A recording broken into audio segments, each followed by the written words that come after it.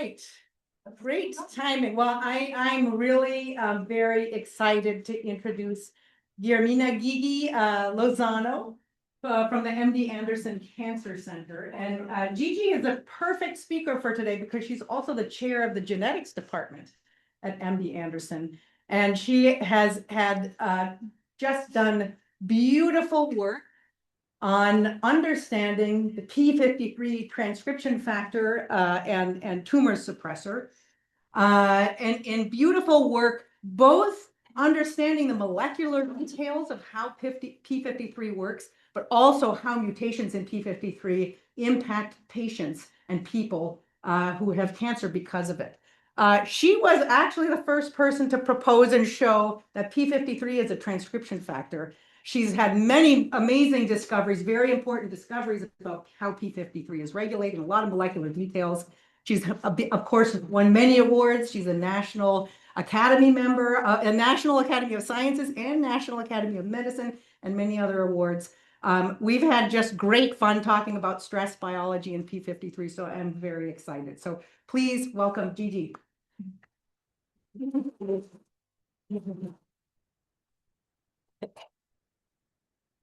Okay, thank you, Audrey, very much for not just the introduction, but the invitation to come visit Madison.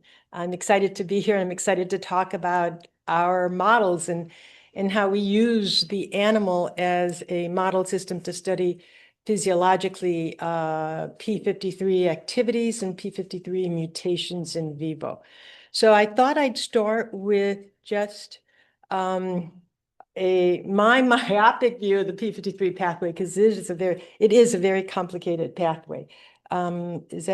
Yes, that's my okay. So in a normal cell, in a normal mouse or human being, the p53 levels are just background. They're very low. They don't have much of a function, we don't think, at the moment.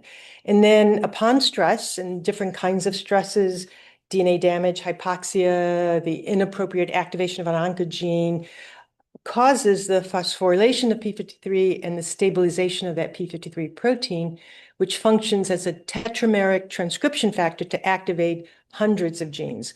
And I just list a few here, and every time I look at this slide, I keep thinking I need to update it because it's not updated anyway. But there's some important p53 targets that it activates. p21, for example, is involved in initiating a cell cycle arrest and initiating a senescent program. So you begin to see its function as a tumor suppressor. It's going to inhibit the proliferation of a cell. It can also induce apoptosis and ferroptosis. So again, you can see that is a mechanism that would prevent a cell from replicating, a damaged cell from replicating. It activates metabolic genes. It activates immune genes. I think the role of these genes in the p53 response is still being figured out. But I want to make an important point here, and that is that we still don't know how p53 decides which of these genes it's going to activate. It's not going to activate a cell cycle arrest gene and an apoptotic gene at the same time. And in fact, we have some data in the lab, again, in animal models, that different cells activate different transcriptional targets of p53. Another, I think, important contributor that we won't talk much about today is MDM2. So MDM2 is also a transcriptional target of p53. It encodes an E3 ubiquitin ligase that comes back and degrades p53. So again, when p53 activates MDM2, it's down modulating its own levels. And this is an absolutely crucial feedback loop for physiology, for survival of the animal. Now, mutations in p53 are common across the board. This is what we call a Manhattan plot, and it was Magali Olivier who put this together. And on this axis is 36 different kinds of cancers. And on this axis, it was 125 genes that are mutated in cancers. And you can see these peaks and valleys. And right here, you see a whole slew of skyscrapers. That's the p53 gene. So the p53 gene is mutated in over 50%. I think it's more like 70%, but there's still a lot of analyses that have to be done to show that. But I do want to emphasize that it's not just a p53 deletion. There's other ways by which cells can eliminate this break, can inactivate p53. So here, for example, high-grade serous ovarian carcinomas, 99% of those have p53 mutations. So we know how, and it's a very early mutation in this very devastating disease. Liposarcomas, on the other hand, amplify MDM2. That was the E3 ubiquitin ligase that targets p53 for degradation. So you can see that amplifying the degrader is going to undermine p53 function. And then here I like to show an example of glioblastoma because it has a mix of phenotypes. So about a third of these tumors inactivate p53 mutations, deletions, and then about a quarter will activate MDM2 or another related gene, MDM4, which both inhibit p53 activity. But this gray spot, and I want to point out that these are mutually exclusive mechanisms. So if you have a p53 mutation, you don't have amplification of MDM2 and MDM4. So they're targeting the same p53 pathway. Yet I think there's a lot to learn yet, because my feeling is that p53 that break has to be somehow dampened in every tumor for it to proliferate. And yet here's an example of about half of glioblastomas for which we don't understand how the p53 pathway is inactivated. Not shown on this slide is viral proteins. HPV-E6, for example, is another E3 ligase that targets p53 for degradation. So head and neck squamous carcinomas that are infected with HPV degrade p53 as well. So I personally believe that the p53 pathway is dampened or lost in all tumors, although right now there's a small sliver of tumors for which we don't understand how p53 is inactivated. Now, the intriguing thing about p53 that's different from other tumor suppressors is that most of the mutations are missense mutations. So here's just a compilation of the different kinds of somatic mutations that have been characterized in p53. So in black are nonsense, in brown here are frameshift, but about 60% of the mutations are missense substitutions. So this in itself suggests that there's an additional activity of that this mutant protein is contributing to some additional tumorigenic function. And in fact, there's some very early experiments that were done putting mutant p53 into a cell that didn't have any p53, a tumor cell that didn't have any p53, and these cells become more tumorigenic in syngeneic mice. So there's a lot of data that suggests that these missense mutations really lead to more aggressive cancers. This is the spectrum of mutations in breast cancer, and some of the studies that I'll show you today are in breast cancer. And so the line drawing here is p53. Here at the amino terminus is the transcriptional activation domain. This is an acidic blob that interacts with other transcription factors. In red here is the DNA binding domain. So this domain actually physically interacts with the DNA. And then here at the carboxy terminus, it's tetramerization domain. So p53 actually forms a tetramer. It's a dimer of dimers that binds DNA and activates transcription. And everything in green is a missense mutation. So they happen all across the mostly the DNA binding domain and prevent DNA binding. And a lot of them are also in the tetramerization domain, and they prevent tetramerization. So both of these missense mutations basically inactivate the tumor suppressive function of p53. Today, I'm going to talk mostly about three different mutations: the arginine 175 mutation, the arginine 248 mutation, and the arginine 273 mutation. So why are these mutations interesting? They're hotspots. That means that they occur in human cancers more often than any of the other mutations. The 248 and the 273 are arginines that directly bind DNA. So you can see that altering those arginines is going to eliminate basically DNA binding activity. The 175 mutation is a structural mutation. This is where zinc binds, And so that mutation basically disrupts the structure of the DNA binding domain. So in the field, there's a lot of discussion about what these p53 mutants do. So the whole field agrees that these are loss of function mutations. They can't activate transcription, and they can't, because they can't bind DNA or they can't tetramerize.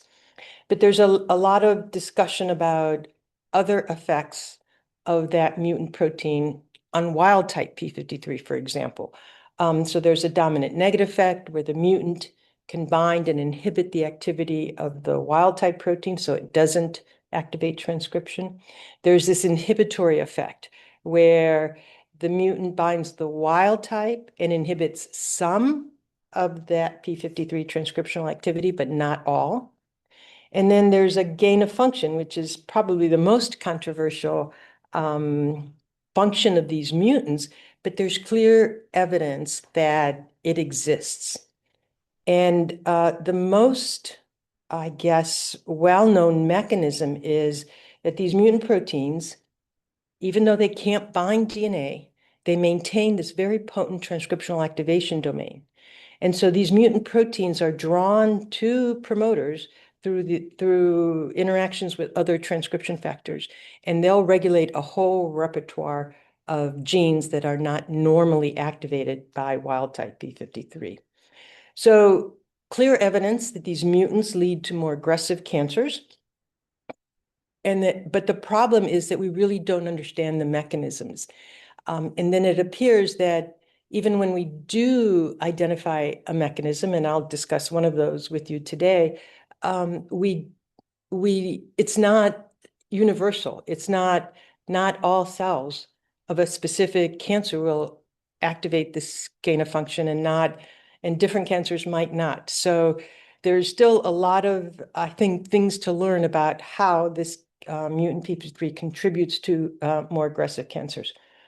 But what I will tell you is, using the animal models, there was clear data that said that these mutants have additional activities. And so what we've done here initially in one mouse that has the 172 mutation, this is equivalent to the 175 in humans.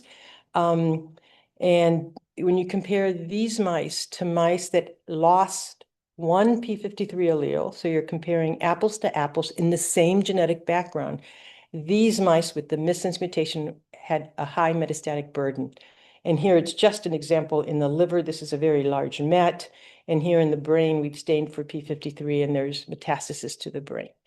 So the in vivo models that were published not just by myself, but the Tyler Jacks lab, clear evidence that these mutants contributed to a more aggressive phenotype.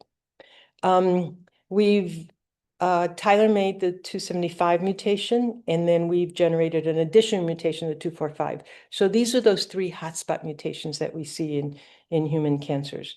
And these are in a heterozygous condition. So you have one mutant, one wild type. And what we really wanted to do is to study the effects of that mutant p53 on wild type p53 function.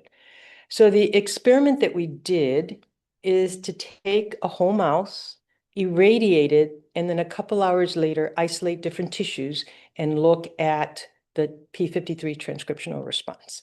So why did we do this in a whole mouse instead of in tissue culture? When you put any of these mouse cells in tissue culture, mouse embryo fibroblast, DS cells, just the fact of being in a tissue culture plate is stress response, and p53 levels come up. So we wanted to measure the physiological activation of these targets. And so this is a series of experiments looking at 5 different targets, and I'm just going to highlight one because it emphasizes basically what we know about p53, the mutant p53 inhibiting its wild type function. So this is CDKN1A, which is the p21. It's one of the first, it is the first p53 target that was identified. And here's the radiation experiment. So let me just take you through all of these different lanes. The first one is no radiation. This is the basal, very low levels of p53. Here at the back end is a mouse that has no p53. So we're only looking at a p53 response. Then we irradiate, and you can see that when you irradiate, P21 levels go up 25-fold. So it's a direct P53 target, and that's not happening in the null. And then this is a heterozygous mouse. So it only has half the dose of wild type P53, and the response is about half the transcriptional response of this particular gene. And then you can see here the three different mutants, the 172, the 245, and the 270, and they have a much more dampened response. So in this DNA damage response in vivo system, the transcriptional activity of that mutant is dampened by wild type P53. So what about the so what we think is happening is that it's an inhibitory effect. This mutant is interacting with wild type P53, and basically it's a sink. It's sequestering it away from transcriptional activity. Now, if you follow these mice over time, you can look at tumor phenotypes, and you can look at expression of that mutant P53 protein. So here's just a beautiful example that shows that, again, you're comparing these different mutations in the same genetic background. And these two mutants, which are the 245 and the 270, are the worst. So these mice are getting cancer much earlier than mice that are lacking one allele of P53 or that have the 172 mutation. On the left is a short-term experiment. We capped the experiment at about 400 days. In the right, it's at endpoint. So what this is telling you is that, yes, a mutant is worse. These mice are getting more cancers, but there are also differences between the mutants, with two of these, the 245 and the 270, being the worst outcomes. Now, the other experiment that we did with these mice is, okay, we know there's a difference. We also know from a lot of old experiments using human tumor samples that a lot of the tumors have a very stable mutant P53 protein. So we wanted to look at endpoint and to see basically is the mutant protein stable or not. So we took a whole bunch of tumors and we basically did immunohistochemistry for P53 and binned them into low or very high levels of mutant protein. And then you can plot those with you plot them basically tumors that had less than 40% stable P53 proteins versus tumors that had more stable mutant proteins. And here's the red line. If you had a very stable mutant P53, this was the most aggressive phenotype. And these mice die of tumors much earlier than the mice that had just stabilized partially P53. So it's not just having a mutant protein and inactivating wild type P53, but there are some signals in the cell that have stabilized that mutant P53. And when it's more stable, it's even more inhibitory to that wild type P53 protein and leads to more aggressive disease. So, so we've looked at three of these proteins, mutant proteins in vivo. They dampen wild type P53. This is just the conclusions.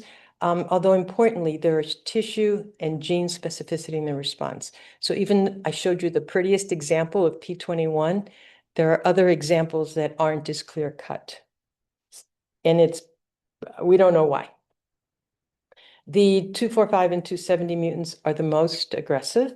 And then the stability of the mutant P53 also contributes to a more aggressive phenotype. I'm going to summarize a lot of animals that we've generated over the years, because I think it's important to show that there are these allele-specific differences, which I think have to be taken into account when we look at human patients. So I just mentioned the 172, 245, and 270 mutations.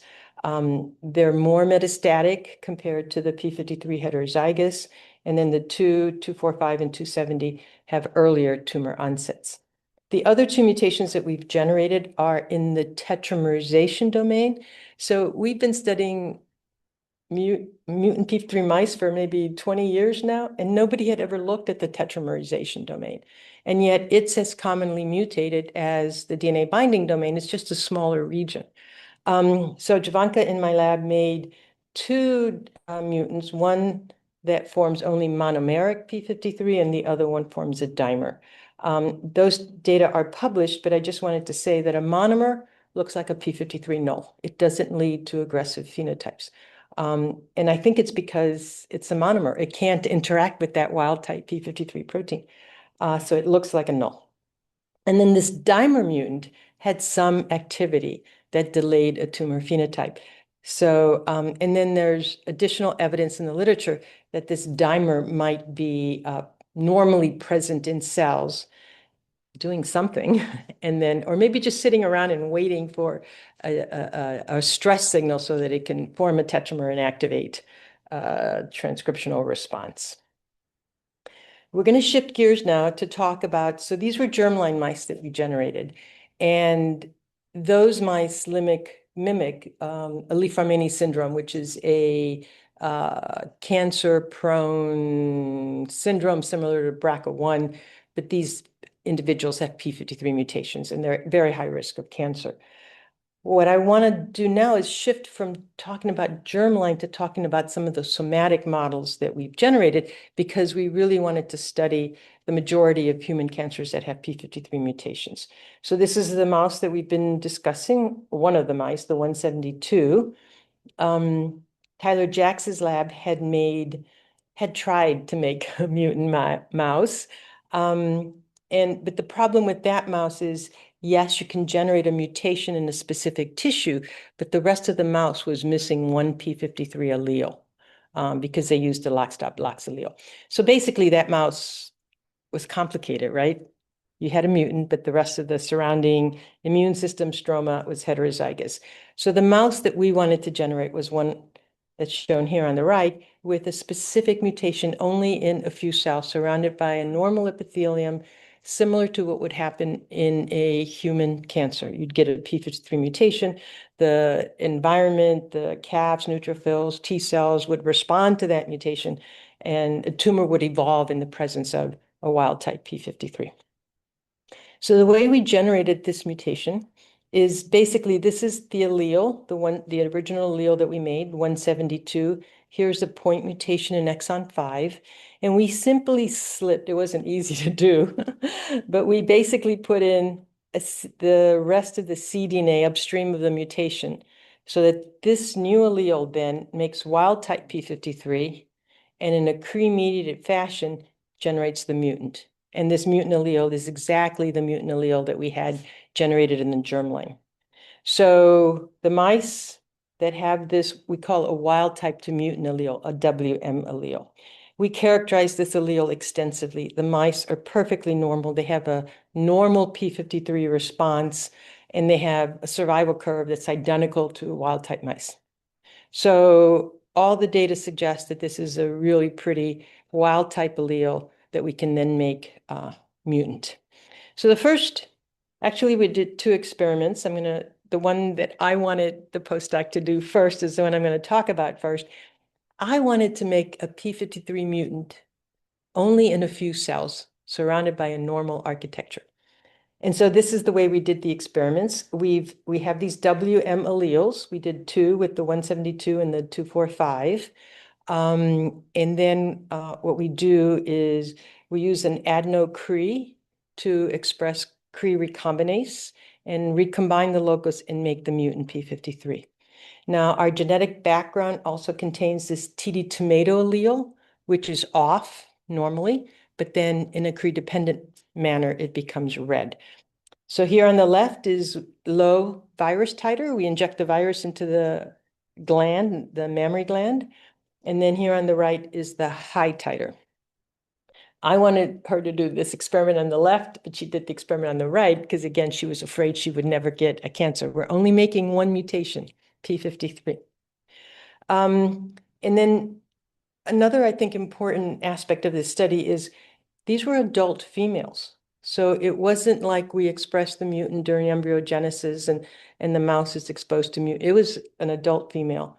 And then it was, again, in a F1 background, C57 and BALB-C. And the reason we did that is because if you put these mutant alleles in the C57 background, you never see breast cancer. If you put them in the BALB-C background, you do see breast cancer. So we wanted to make sure that we saw breast cancer in these cases. So here are some of the results. If we look at tumor incidence on the left here, the gray is the low virus titer and black is high virus titer. 172 didn't give us any cancer. The 245 was, again, an aggressive allele, more aggressive than the 172, and both at the low and high titer, we got cancer. The other experiment we did is we tweaked this 172 allele, and we took away the wild type allele, so that's shown here. And with high titer, we begin to get tumors.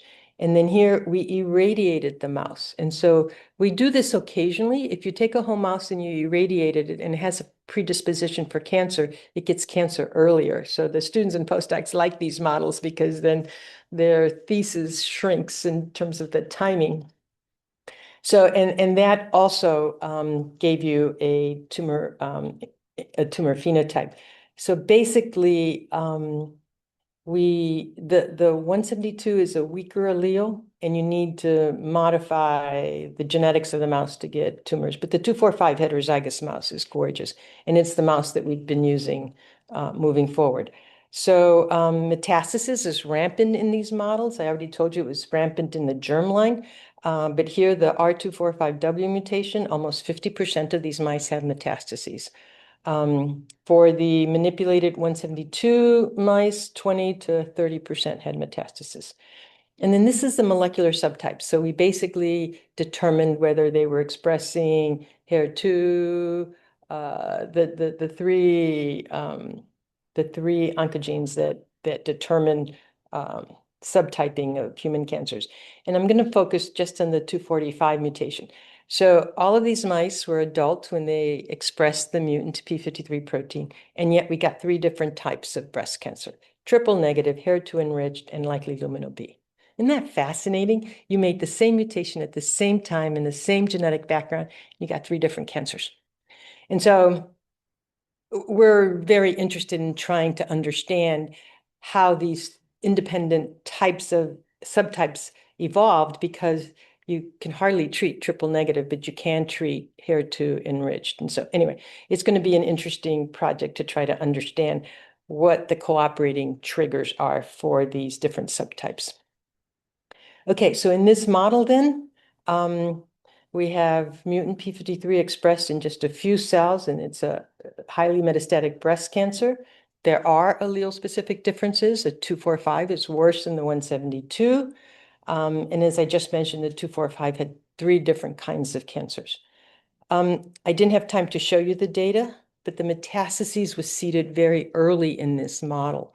And we did that by deep sequencing and evolutionary analyses with the computational biologist, Nick Navin. But this is what happens in human cancers. I also didn't have time to tell you, but the PI3 kinase AKT-mTOR pathway is also activated in a lot of these mice. And so, again, that is a phenotype of human breast cancers. And so we think the model is a terrific model for studying the evolution of human breast cancers. I'm going to just we're in the middle of a whole bunch of experiments, basically to understand the evolution of these cancers. So we inject the virus in the adult mammary gland, so we make the mutant p53 in the adult. We can monitor the p53 mutation with a marker, TD tomato. What we've seen in this model is we've seen sections of the mammary gland where we have clonal expansion. So instead of random red spots, we see this contiguous segment. So that's probably the initial steps in the metastatic phenotype. Here we see DCIS, ductal carcinoma in situ. And in fact, we've analyzed some of these changes, and we're beginning to understand some of the factors that contribute to DCIS. And then we have invasive cancers. We have metastatic cancers. We can isolate circulating tumor cells from this model, and then metastases. And so we're just sitting on a whole bunch of data that we have to evaluate over time. And lastly, we can even find single dormant cells in this model. So these are cells that are just sitting in the lung. They are of breast origin, but they haven't yet had that trigger to become a metastases. Lots to do with this model. Now, the last model that I'll talk to you about today is a different model. And this one, instead of using adenocre to make the mutation in the adult gland, we used a K14-cre model. K14-cre comes on during embryogenesis at about day 14 or 15, and it's expressed only in the epithelial cells. And we made these mice for two reasons. One is we weren't sure the somatic model was going to give us cancer, but it did, so we were happy about that. But the other reason was we developed my postdoc, Donata Debra, developed the model where we can turn on the mutant p53 and then we can turn it off. So we wanted to ask about the importance of maintaining a p53 protein in this scenario. So here's a normal wild type p53. Late in embryogenesis, we express Cre in all of the epithelial cells, not just of the breast, but the salivary gland as well. I'll tell you in a minute, these mice get mostly breast cancers, but we do see a few head and neck squamous cancers that we haven't characterized at all. Whoops. So the way we generate this allele, when p53, the mutant p53 comes on, we also express Cas9. So within about a year, we see these breast cancers. They're very visible on the inside of the animal. And then we inject with adeno-associated virus a guide RNA to remove that mutant p53 and ask what happens to those cancers. And so in this case, then we've turned that mutant p53 off. Okay, so these mice, we did the 172 mutation and the 245 mutation. Okay, so they express Cre, they express the mutation. The other allele for wild type for p53 is missing. We've deleted it. And then at the rows of 26, we express Cas9. So then we can look at the tumors and basically ask, what is the dependence of mutant p53 on the tumor phenotype? Here's the model. Within about a year to 2 years, the mice get triple negative breast cancers. There's two kinds. Most of them are adenocarcinomas. And then we also get some sarcomatoid-like cancers. And I think this is I think it's due to the timing of K14-cre expression, and it's probably hitting a progenitor cell that can go down these two different differentiation pathways. And then we get these mixed adenocarcinoma sarcomatoid-like cancers. Okay, so what happens then when we remove that mutant p53? So here's the first detailed experiment. Okay, so in green here, we've injected with a control virus. So these mice are expressing the mutant p53, and this is tumor volume at day 3 post infection with the virus. And these mice have a large tumor volume. In fact, we have to sacrifice these mice because the tumors get so big. And then here in blue purple, we have what happens when we remove that mutant p53. I think the experiments are gorgeous personally. Here we have tumor regression in some cases, and here we have a stable tumor phenotype in other cases. So removing the mutant p53 causes these tumors to regress. Here is the tumor volume for the different individual mice. Again, in green, you see the mice that are treated with a control virus, and then in purple, the mice that are treated with the guide RNAs that remove the mutant p53. And you can clearly see that that these mice that have mutant p53 live longer. Okay, and this is probably an underestimate of life of these animals because we only treat one gland, and during this time frame, sometimes they get a tumor on the other side, and we have to sacrifice the tumor because of the other tumor that came up, not because of the original tumor. And then here's the survival curve. So the mice that have that develop cancer and we treat with control virus die within 3 weeks, and the mice that have deletion of that mutant p53 live a lot longer. Okay, I'm way ahead of myself. Let me go back one. Okay, so I hope you've noticed these two orange mice. They were treated with the mutant p53 deleter. So they should look like the purple lines, but they look like the green lines. And so we were wondering what was unique about these two tumors. And so one of the first things we did is we just looked at p53 stability. I already told you that stability is very important for a more aggressive phenotype. So here are the data. This is a control, and we're staining for p53, and you can see in our control there's a lot of stable mutant p53. These in the middle are the two tumors that responded. They showed tumor regression, and here you can see a huge gap in staining for p53. Here's a smaller gap. We really can't control how much of the virus gets into the tumor. And here's the non-responder. It doesn't have a stable mutant p53.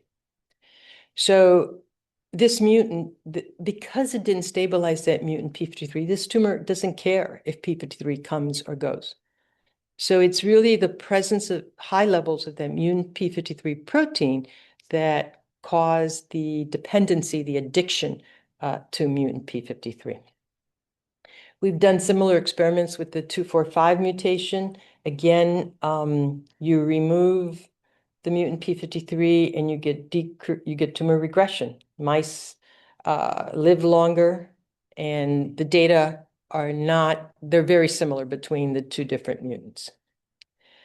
So to summarize these data, then we can delete either one of these two mutants and we get tumor regression.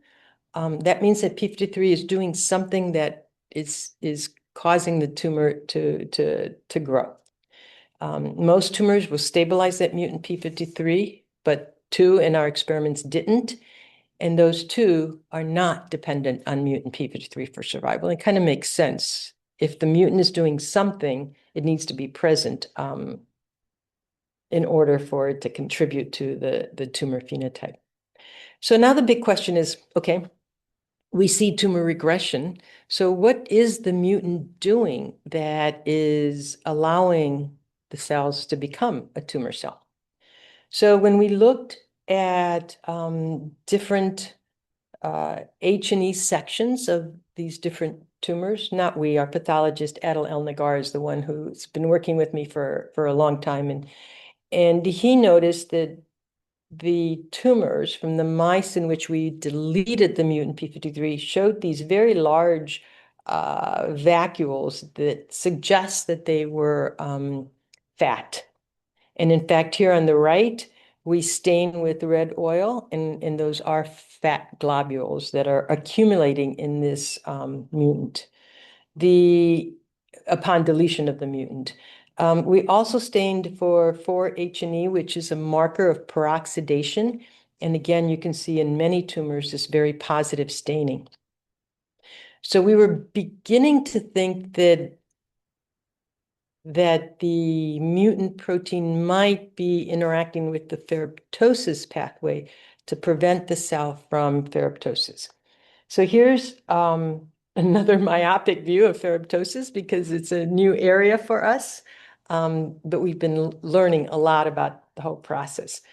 And so basically, there's this glutamate cysteine system X receptor at the surface that controls the flow of glutamate and cysteine, which contributes to changes in NADP in the cell. GPX4 is a critical enzyme that prevents basically the peroxidation. So ROS will cause peroxidation, and GPX4 will remove that peroxidase. So it's an important inhibitor of ferroptosis. So ferroptosis is the hallmarks of ferroptosis are ROS accumulation, lipid peroxidation, and the metabolic disruption of iron homeostasis. So we're beginning to think that ferroptosis is that what the mutant is doing is preventing these cells from dying by ferroptosis. So we actually did an in vivo experiment. So again, this is the original mice. What we did in this experiment, here's our AAV control. So the mice, and these aren't tumor cells injected into the mice. This is a mouse that was allowed to develop and grow a tumor. So the control, these mice have very large tumors. Delete the mutant p53, you get tumor regression. If you add lipoxamine, something like that, which is an inhibitor of ferroptosis, you can see that you partially rescue this phenotype. So in vivo, then, depletion of the mutant p53 is causing these cells to die by ferroptosis, and an inhibitor is preventing that cell death. And then here's just a survival curve.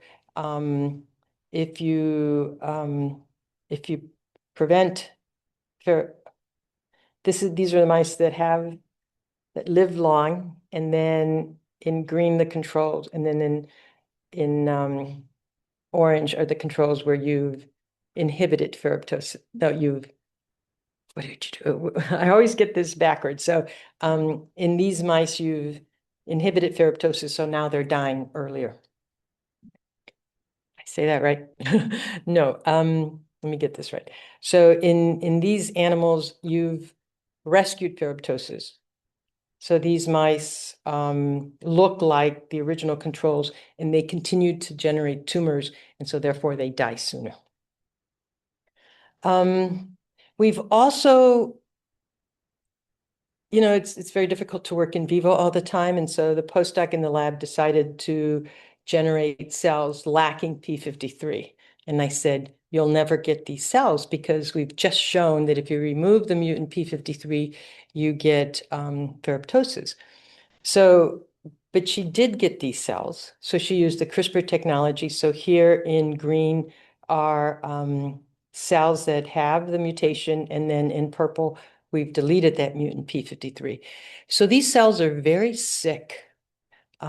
She had to baby them to get them to grow. She had to change the media more often, and she couldn't let the plate become confluent. So these cells are viable, but they're very sensitive to ferroptosis inducers. So you can see in this experiment here, very clear example. In green is the cell that has the mutant p53, treat it with a ferroptosis inducer. And then if it doesn't have p53, these cells are just incredibly sensitive to ferroptosis. Anytime we do animal models and we try to publish our data, the reviewers want human data. And so this is now an analysis of 6 different human breast cancer cell lines that have different p53 mutations. And here we've used an siRNA to that mutant p53, and you can see downregulation of that mutant p53. And then we've treated with the ferroptosis inducer.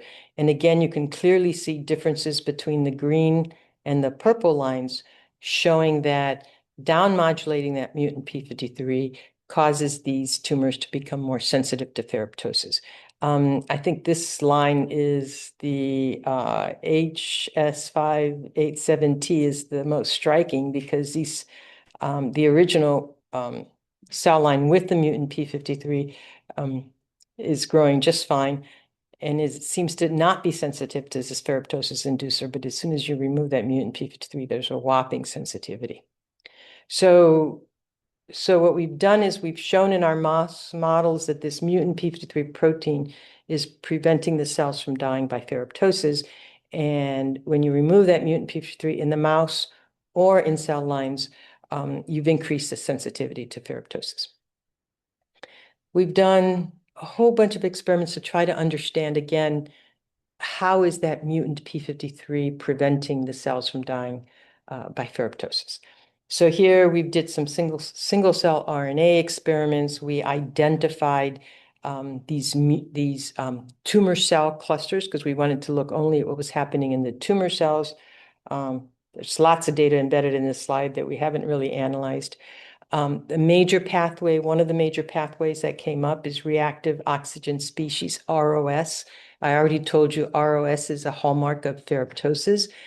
So again, these were data that suggested that ferroptosis is what this mutant is preventing. So in this experiment, what we've done, so we've taken these data and we asked the question, is there a transcription factor that the mutant p53 protein is interacting with to maintain these cells in stasis? So here's the gain of function model that I discussed at the very beginning. Mutant p53 binds to these other transcription factors and activates a repertoire of genes. So when we compare the tumors that retained the mutant p53 versus deletion of the mutant p53, one of the these are the 4 transcription factors at a highest p-value. NRF2 came to mind. NRF2 is a very important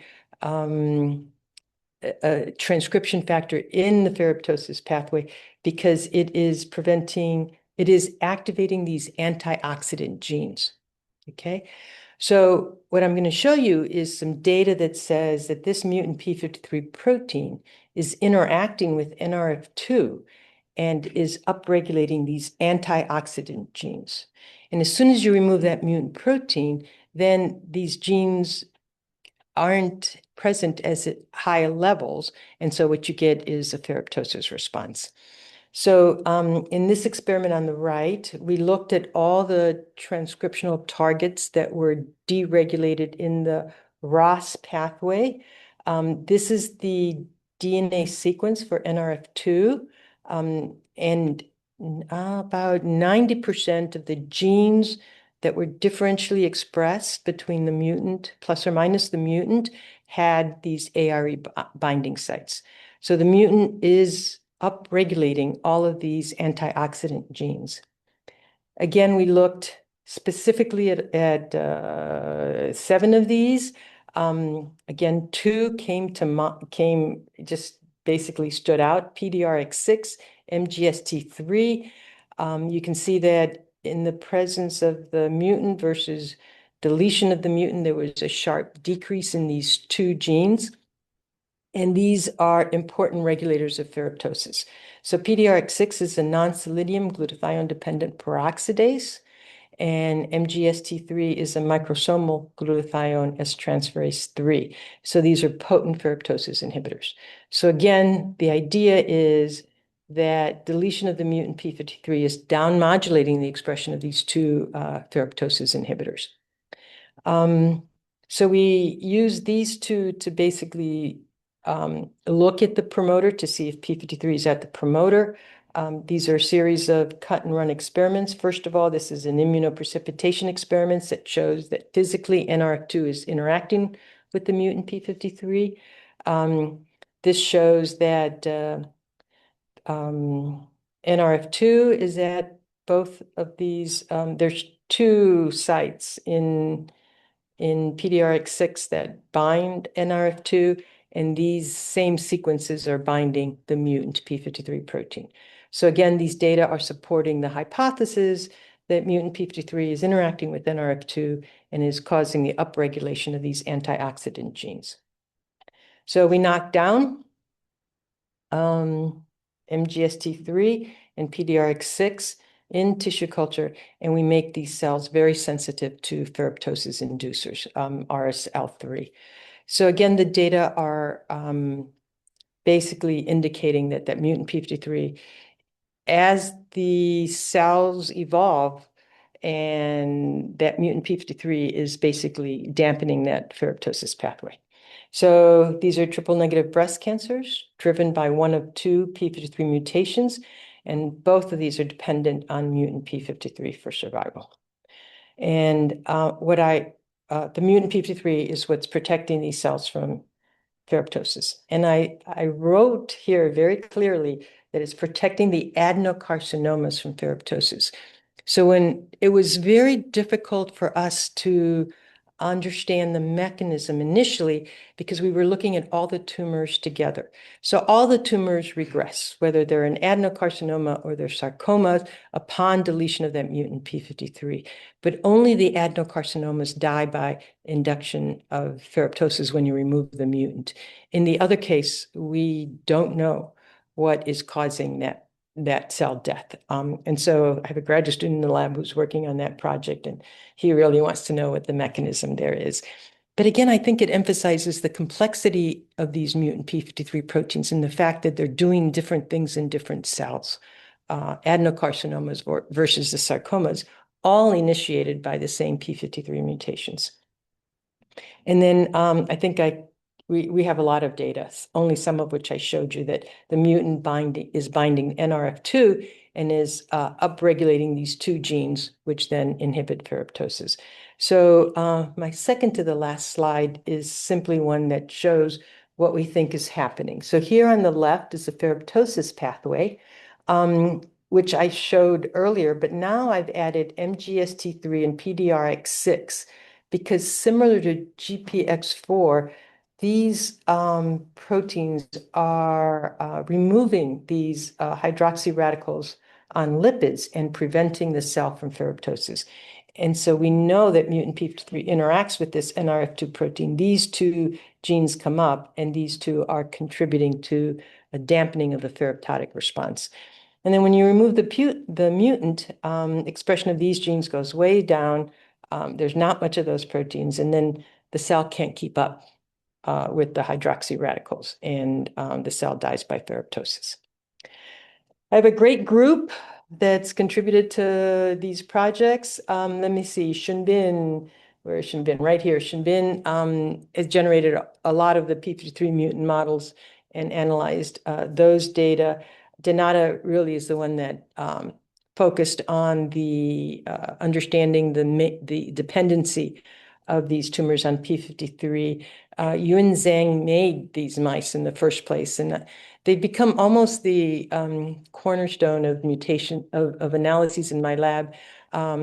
One fellow used it to look at pancreatic cancer, which also has mutations in p53, and he's looking at those. We're doing the breast, and then we're collaborating to also do a prostate model.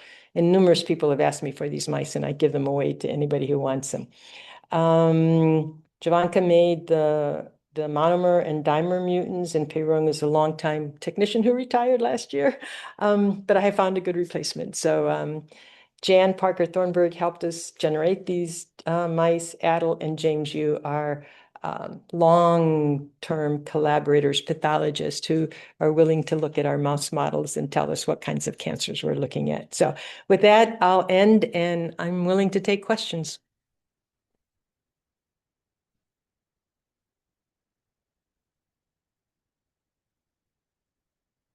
Yes, Peter.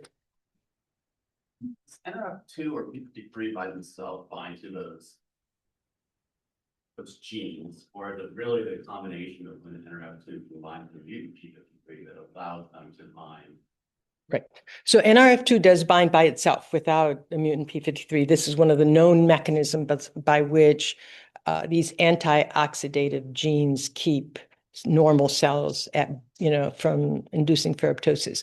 I think what's happening in this case is the tumors are evolving, and perhaps some of them are dying because they can't manage this load of peroxidation. And so what you get is the mutant becomes stable, it's interacting. And so I think it's a dosage thing. I think, when you talk to some of the ferroptosis people, they see it as this very short balance. You shift a little bit in one direction, you get ferroptosis. You shift a little bit in the other direction and remove some of those hydroxy radicals, and then you don't get ferroptosis.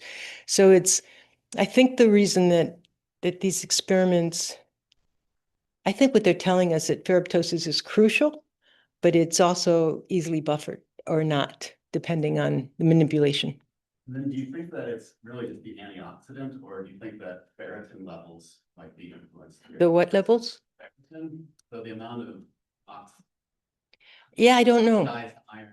Yep, I don't know. Yeah, I don't know. We've never manipulated iron in this system. I think, at least from my reading of the ferroptosis field, I think there's still a lot of holes in the process and in what's important and what isn't. So we haven't gone any deeper into the problem. The postdoc who did that work, I let her take this project with her. So she's continuing some of those studies in ferroptosis. And we're going to concentrate on the sarcomas and trying to understand the mechanism by which those tumors regress. Questions? I'll maybe ask one while people are thinking. So you mentioned that, so when you were talking about these mutant P53s, one of the first things I thought of was, well, they can form a heterotetramer with the wild type. But then the question is, how do you get some gain of function from that? And I think you mentioned that you activate a different set of genes, so maybe you were meaning the NRF2. But I was wondering, I was thinking you and I have been talking about similarities between P53 and this yeast stress transcription factor that we study, well, MSN2.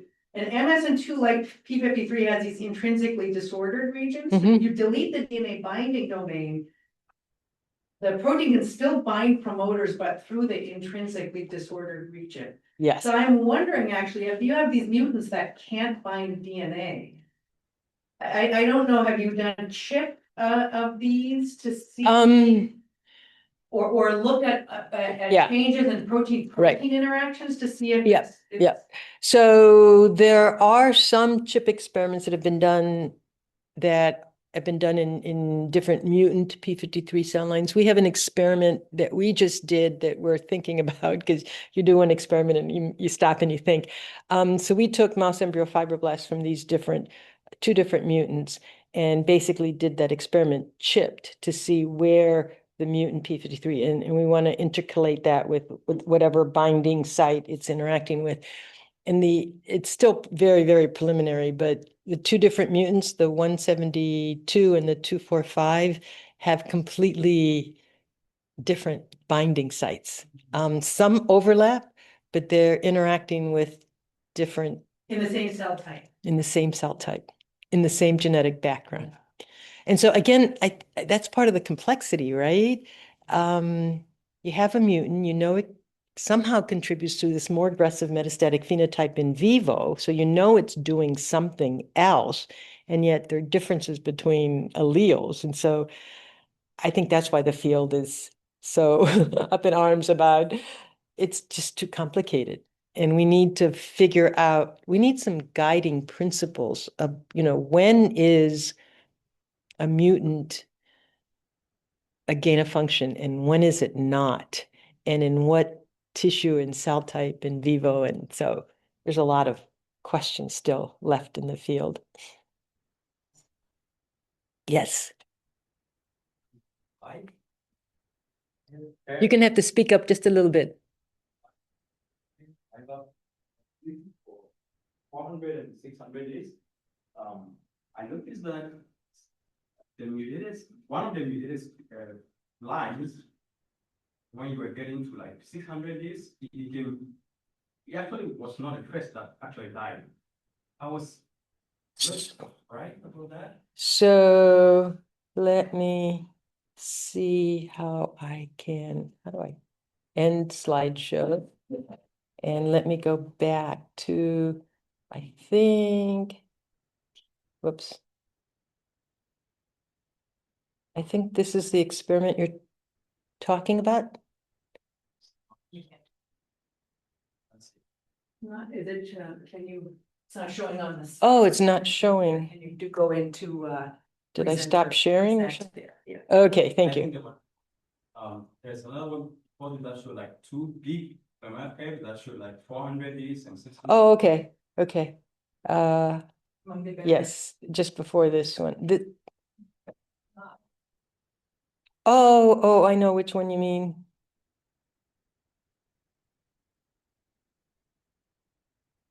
It was the original genomic. models, yes, yes, this one. You had two side by side, one went to the end point, which I. Yes, there. okay, Yeah. that one. So it's like the red one around the 600 days. Yes. It- So why do we do it this way? Is that your question? Sort of like it died early, right? Mm-hmm. Or that one which has mutation. Yep. Is Yep. it- I mean, could it be that just thinking that maybe this mutation for a lot of amino acid that you had a specific for binding the DNA at a particular junction? No. So there's 248, for example. so I think it's part of the complexity of the system, okay? So when we went to endpoint and we looked at when all the animals died, we saw some significant difference between the blue and red lines and the other lines. But this is just measuring at endpoint. So we thought we would look a little earlier. And so that's why we cut off the model here at 400 days. So the question really is, where in the evolution of these cancers is the mutant p53 contributing to this survival, right? And so in the graph on the left, we think depends on when it becomes mutant. And if it becomes mutant earlier, then you're going to get a shorter survival. But there's the possibility that you get a mutant stable later, and that might also contribute to survival, but not with as much impact. So that's, I think you've nailed the problem. We're looking at endpoint in a lot of these tumors, and we don't understand the steps, and we don't understand when the mutant becomes stable, and we don't understand how that stability contributes to a phenotype, except that we know it does, because in the subsequent slide, you divide these into high mutant p53 proteins and not as high, and you see a clear difference where the high are dying sooner. So does that answer your question? Okay. It's a complicated hand-waving answer because we really don't know. We really don't know. So that's my best guess. Well, I think the students have a class with Gigi and get to ask a lot more questions. Okay. So maybe we'll cut it off for the sake of time, but thank you so much for. Okay.